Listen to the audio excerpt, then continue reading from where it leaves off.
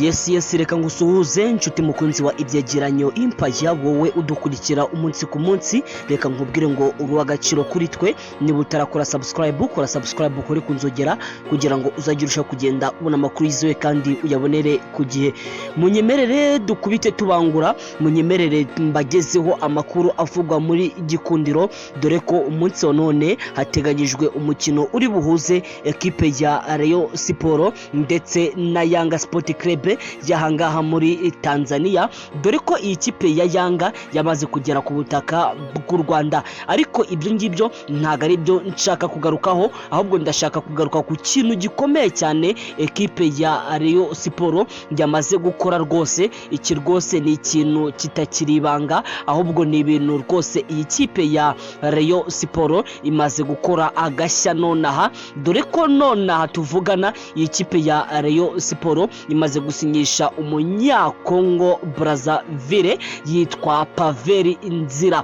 Uyu Paveri Nzira uyu ni umuzamu ukomeye cyane guturuka ahangaha muri Kongo. Uyu Paveri Nzira yarasoje amasezerano y'imyaka 2 yari yarasinye muri equipe ya APR Football Club, dore ko yayigezemo muri 2023. Hanyuma yuko rero Paveri Nzira asoje amasezerano muri equipe ya APR, ariko ntibamwongeze andi masezerano.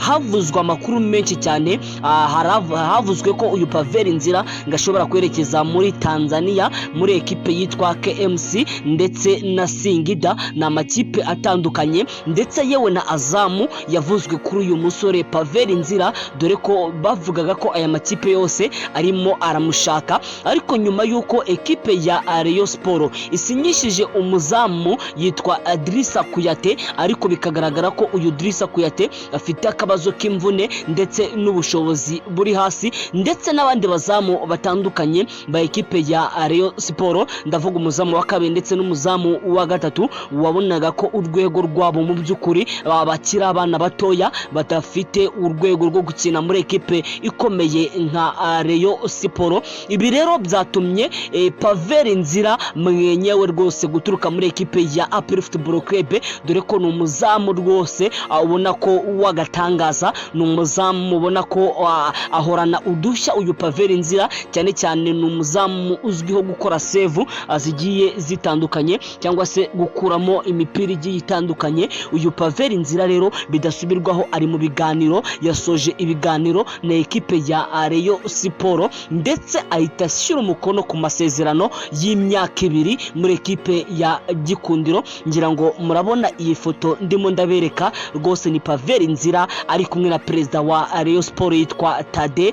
Rwose wabonaga ko bishimye cyane, bari bamaze kugera ibyo bumvikana. Ntagindutse mu kanya gatoya ku mukino urahuza Yanga Sport Club na Rayon Sport mu izamu rya Gikundiro, mugomba kubona mu mwenyewe Paveri Nzira bidasubirwaho. Rero uyu yamaze kuba umuzamu wa equipe ya Rayon Sport. Ni ibintu byagiye bivugwa kenshi, ni ibintu byagiye bigarukwaho mu bitangazamakuru bigiye bitandukanye, abantu bakabikomuzaho bakavuga ko equipe ya Rayon Sport irimo irashaka uyu Paveri Nzira. Ariko nyuma Paveri Nzira akomeza gukora imyitozo ahangaha i Nyarugenge, ariko Rayon Sport igira gutya izana umuzamu witwa Idrissa Kuyate. Uyu muzamu yazanywe n'umutoza Famia Rotif. Uyu Idrissa Kuyate akimara gusinya muri equipe ya Rayon Sport byahise bica impaka ko uyu Paveri Nzira ibyo kuza muri ikipe bidashoboka, ariko bitunguranye Paveri Nzira rwose izamu rya Rayon Sport agomba kuba ririmo muri sezo itaha, ndavuga sezo 2025 2026. Yamaze kumvikana bidasubirwaho na equipe ya Rayon Sport, bumvikana amasezerano y'imyaka 2, ndetse uyu Paveri Nzira agomba kuba ari mu mwambaro w'ubururu n'umweru. Nshuti bakunzi ba ibyegeranyo Empire, reka mbashimire mwe tubana umunsi ku munsi. Reka nkubwire ngo wowe wakoze subscribe uragaciro, nawe utarakora subscribe kora subscribe kore kunzogera kugira ngo uzajye kugenda ubona amakuru yizewe kandi uyabonere ku gihe. Ndagushimiye cyane.